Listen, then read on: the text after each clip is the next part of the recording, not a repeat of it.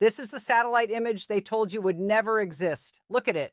A mountain split open, smoke columns rising from cracks in the earth like chimneys from a furnace buried inside solid rock. The timestamp reads Friday, April 4th, 2026, approximately 11:47 p.m. local time, and what you are seeing is the impossible made visible from orbit. For the first time in modern military history, advanced penetration munitions have cracked open a fortified underground military complex sitting less than 75 meters from an operational nuclear reactor. 75 meters. That is shorter than a soccer field. That is the distance between the largest conventional explosions of this war and thousands of kilograms of nuclear material powering a city of 250,000 people. Welcome back to the channel. If you are new here, subscribe now and turn on notifications, because what happened on the night of April 4th at Bushehr Naval Base is not a story the mainstream press wants to walk you through in full. They will give you the headline. We are going to give you every layer beneath it. We are talking about the destruction of the backbone of Iran's Strait of Hormuz threat. We are talking about underground tunnel networks engineered to survive anything, detonating from the inside out for hours on end. We are talking about a nuclear power plant struck 4 times in 5 weeks, with Russian personnel fleeing in buses, while the IAEA issues desperate warnings nobody seems to be listening to. And here is what you need to understand before we go any further. This single strike does not exist in isolation. As of this morning, Tuesday, April 15th, 2026, the Islamabad peace talks have collapsed. Vice President Vance left Pakistan on Saturday, saying Iran refused to commit to abandoning its nuclear weapons program. President Trump has declared a full naval blockade of the Strait of Hormuz. Oil is hovering near $100 a barrel, up roughly 50% since the war erupted on February 28th. Goldman Sachs warns that flows through the strait are running at approximately 10% of normal levels, roughly 2.1 million barrels a day against a pre-war baseline of over 20 million. Nearly 400 American service members have been wounded, and half of Americans now say this military action is not worth it. That is not one crisis. That is 5 simultaneous crises feeding off each other like a wildfire jumping highways. Buckle up.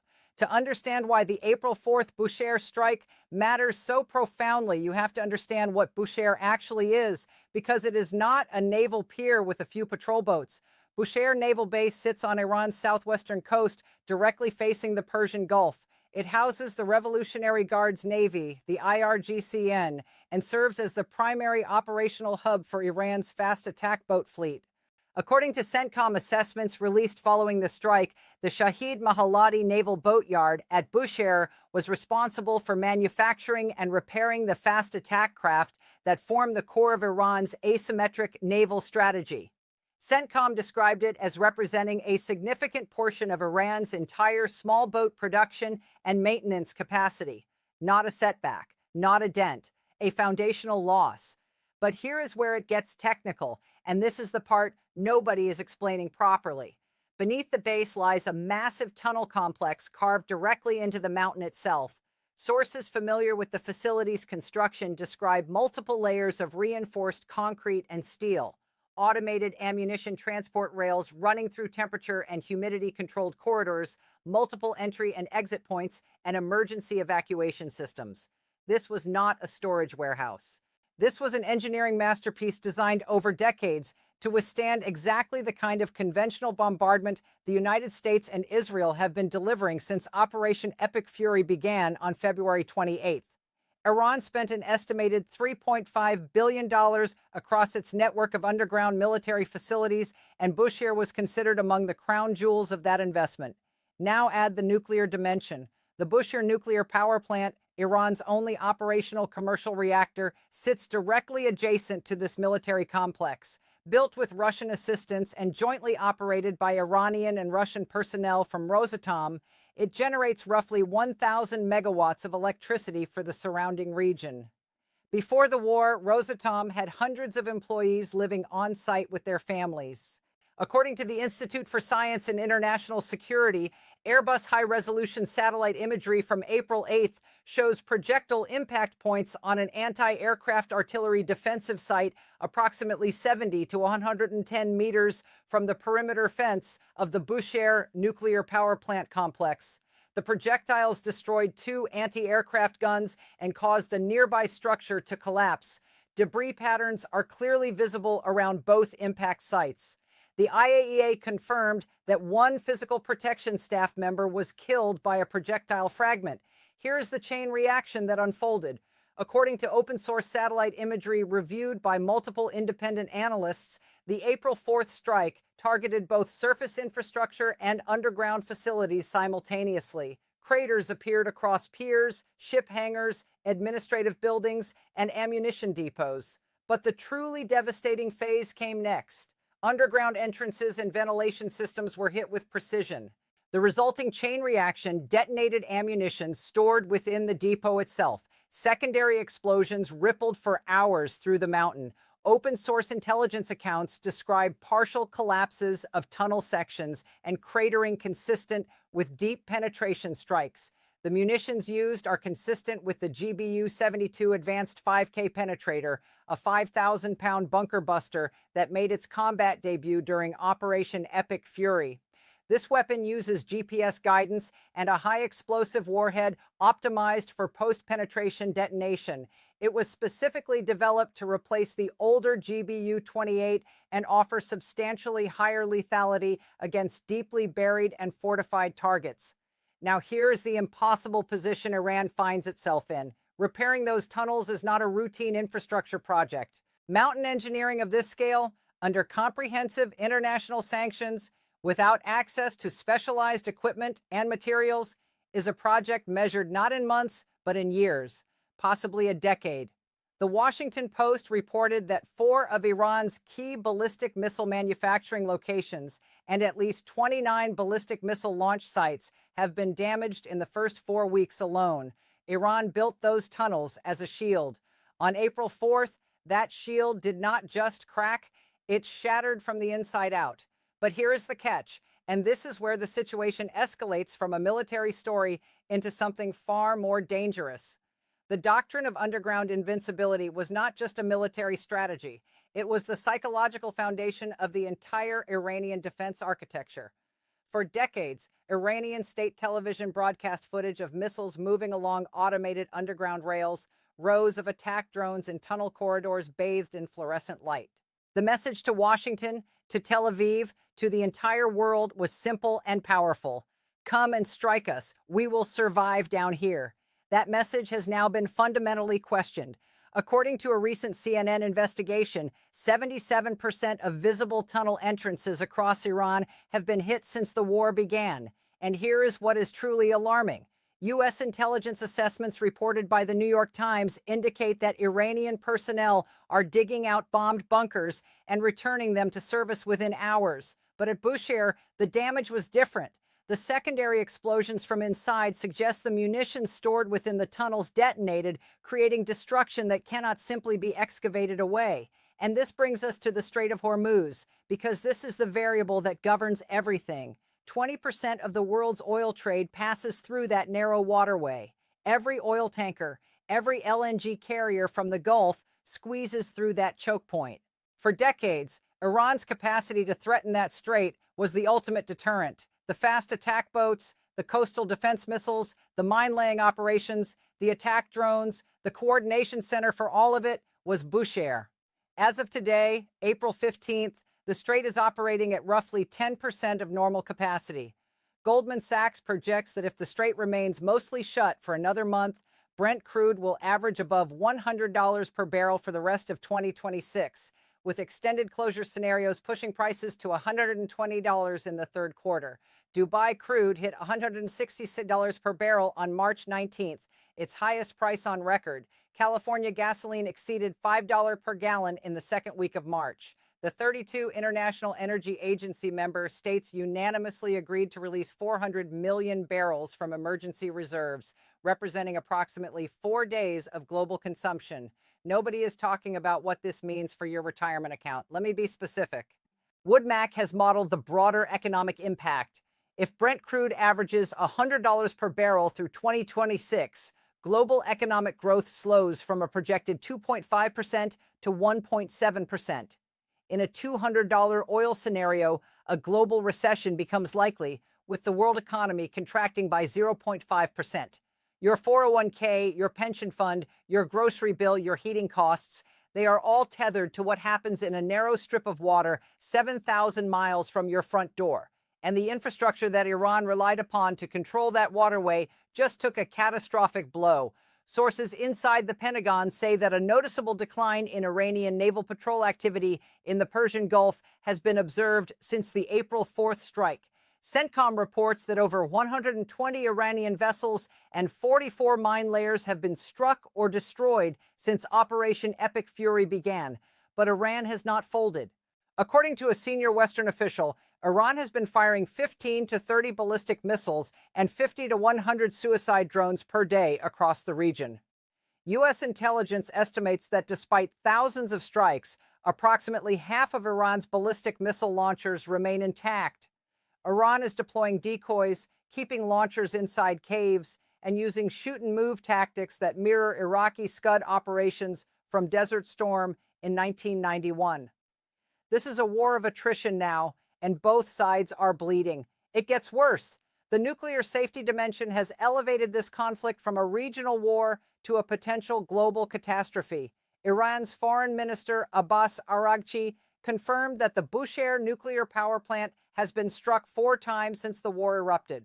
The IAEA's Director General Rafael Grossi stated explicitly that nuclear sites must never be attacked, warning that auxiliary buildings on nuclear sites may house vital safety equipment. The IAEA invoked its 7 indispensable pillars for nuclear safety in conflict zones, including maintaining the physical integrity of reactors and securing off-site power supplies. The good news, and it is holding for now, is that no radiation leak has been detected. But Rosatom, Russia's state nuclear corporation, began evacuating personnel immediately.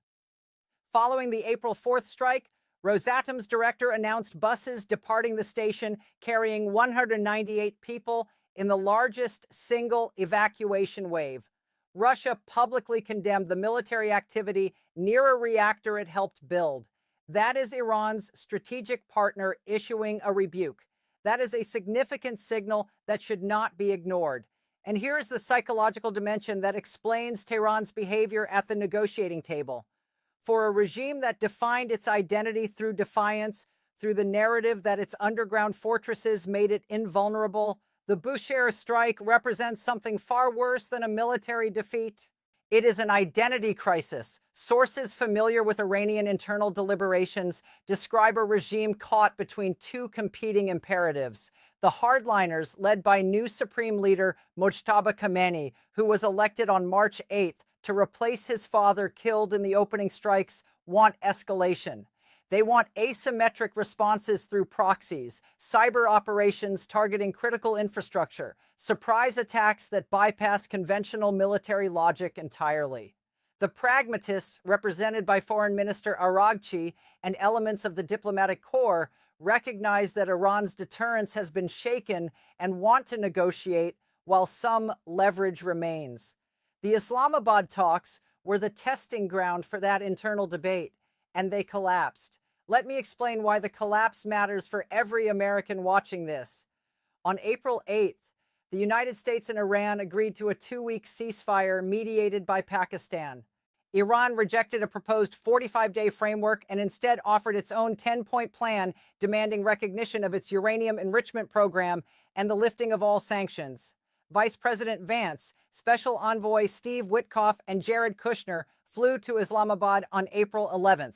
After 21 hours of marathon negotiations, Vance announced the talks had failed. He told Fox News that Iran refused to provide an affirmative commitment not to seek nuclear weapons. The White House spokesperson stated plainly that Iran chose the pursuit of a nuclear weapon over peace. Within hours, President Trump declared a full naval blockade. Over 10,000 U.S. sailors, Marines, and airmen, along with more than a dozen warships, are now enforcing the blockade. In the first 24 hours, no ships made it through, and 6 merchant vessels were directed to turn around. Now, let us get technical about what happens next, because the scenarios are darker than anyone in Washington is publicly admitting. Worst case scenario number 1, the Bushehr reactor is breached. Not by a direct strike.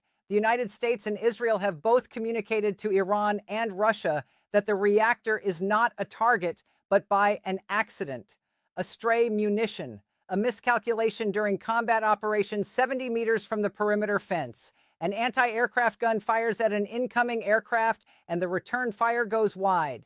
The reactor contains thousands of kilograms of nuclear material. Kuwait, Bahrain, Qatar, and the UAE all lie within the potential fallout zone.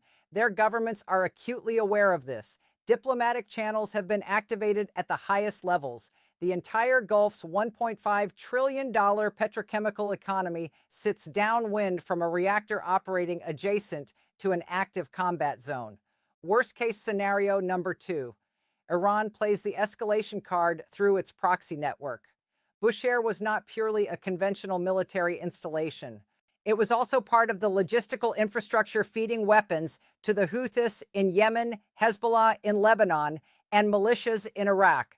The loss of underground stockpiles has likely degraded Iran's ability to transfer weapons and ammunition to these proxies at previous rates. But here is what nobody is talking about. Iran launched hundreds of drones and ballistic missiles at U.S. bases and regional infrastructure in the first 2 weeks of the war. Damage to U.S. regional bases reached approximately $800 million. The Al Dhafra Air Base in Abu Dhabi, which hosts some 2,000 American troops, was hit. France's Camp de la Paix Naval Base in Abu Dhabi sustained damage. An Italian installation in Iraq and Kuwait and a French naval facility in the UAE were affected. If Iran's proxy resupply chains are disrupted, the proxies may act more desperately, not less, launching preemptive operations before their stockpiles are fully depleted. Worst case scenario number 3. The blockade triggers a global economic crisis that makes 2008 look like a warm-up act. Consider the math. The Strait of Hormuz handles approximately 20% of global oil supply. It has been operating at roughly 10% of normal capacity since the ceasefire. 230 loaded oil tankers are waiting inside the Gulf, according to Abu Dhabi's ADNOC chief Sultan Al Jaber. The restriction of shipments by more than 90%, representing approximately 10 million barrels per day of lost production flow, has raised energy costs worldwide. Marine insurance premiums have skyrocketed. Major container shipping companies, including Maersk, CMA CGM, and Hapag-Lloyd, suspended transits through the strait. Qatar's LNG facilities sustained damage that may require 5 years to recover lost capacity. The IEA has stated plainly that resuming flows through the strait remains the single most important variable in easing pressure on energy supplies, prices, and the global economy. History teaches us that when a nation's primary deterrent is fundamentally compromised, the window that follows is the most dangerous period of all. Think about it. The Soviet Union in 1962, cornered over Cuba, came within hours of launching nuclear weapons. Argentina in 1982, facing economic collapse and political illegitimacy, invaded the Falkland Islands in a desperate bid to restore national prestige. Japan in 1941, strangled by oil embargoes and asset freezes, concluded that striking Pearl Harbor was the only rational option remaining. Iran today faces a disturbingly similar calculus. Its underground doctrine, the centerpiece of 4 decades of strategic planning, has been placed under serious question. Its supreme leader was assassinated in the opening hours of the war. Its new leader, the former supreme leader's son, presides over a fractured command structure, navigating the most intense military bombardment any Middle Eastern nation has faced since the Iraq War. This is exactly the scenario the founders of the International Non-Proliferation Order feared most. Article 4 of the Nuclear Non-Proliferation Treaty guarantees every nation the right to peaceful nuclear energy. The Bushehr reactor was built under that framework. It was inspected by the IAEA. It was operated jointly with Russian engineers. And now it has been struck 4 times in an active combat zone, with impacts as close as 70 meters from the reactor building. Iran's atomic energy chief Mohammad Islami wrote to the IAEA's director general, calling the attacks a clear violation of international law and an instance of a war crime. Iran's foreign minister drew a comparison to the international outrage over Russian military activity near Ukraine's Zaporizhzhia nuclear plant and asked a pointed question: where is the equivalent outrage for Bushehr? The European Union, which was vocal about Zaporizhzhia, has been largely silent. That asymmetry is being noticed by every nation considering its own nuclear future. Here is the stress test that should keep every serious person awake at night. We are not watching a conventional military campaign anymore. We are watching the stress test of every institution that was supposed to prevent exactly this kind of escalation. The IAEA's nuclear safety framework, the NPT's guarantee of peaceful nuclear energy, the freedom of navigation principles governing the world's most critical waterway, the laws of armed conflict regarding civilian infrastructure, the ceasefire mechanisms that are supposed to prevent wars from spiraling beyond control. Every single one of these institutions is being tested simultaneously, and not a single one has passed. The maps are useless. We are in uncharted waters, navigating by the light of burning oil tankers and the glow of secondary explosions echoing through mountain tunnels. So here is what you need to watch. Watch the ceasefire deadline on April 21st. Pakistan has proposed hosting a second round of talks, and Turkey is stepping in as an additional mediator. But the White House confirmed nothing has been scheduled. Watch the Strait of Hormuz. If the U.S. naval blockade triggers a confrontation with IRGC naval forces, the ceasefire is effectively dead, and oil prices will surge past anything we have seen in our lifetimes. Watch the IAEA monitoring reports from Bushehr and Iran's other nuclear sites. Watch Iran's proxy forces in Lebanon, where Israel has continued strikes despite the ceasefire. At least 182 people were killed in what Israel described as its largest coordinated strike on Lebanon since the war began. Watch Moscow. Russia's public condemnation of strikes near its own reactor is a crack in the Iran-Russia strategic partnership that could reshape the entire diplomatic landscape. Here is what I believe happens next, and watch this space carefully. Iran will not surrender. But Iran cannot sustain this level of military degradation indefinitely. The question is not whether Tehran negotiates, but from what position and at what price. The 21-hour marathon in Islamabad tells you that both sides want a deal. The collapse tells you that neither side can accept the other's terms. That gap between desire and capability is where wars either end or metastasize. President Trump has said publicly that Iran wants to make a deal badly. Iran says the key to the Strait of Hormuz remains in its hands. Both statements cannot be true simultaneously. Something will break, and when it does, the consequences will be measured not in headlines, but in the price you pay at the pump, the value of your retirement portfolio, and the safety of nearly 400 wounded American service members still deployed in a combat zone 7,000 miles from home. The doctrine of underground invincibility, the centerpiece of Iranian strategic planning for 4 decades, has been placed under fundamental question. The secondary explosions that echoed for hours through those mountain tunnels on the night of April 4th may have been the sound of a strategic era coming to an end. But what rises from the rubble could be far more dangerous than what was buried beneath it. Subscribe to this channel. Turn on your notifications. The ceasefire expires in 6 days. The blockade is active. The reactor is still running, and the next chapter of this story is being written right now in real time, whether the cameras are rolling or not. Stay with us.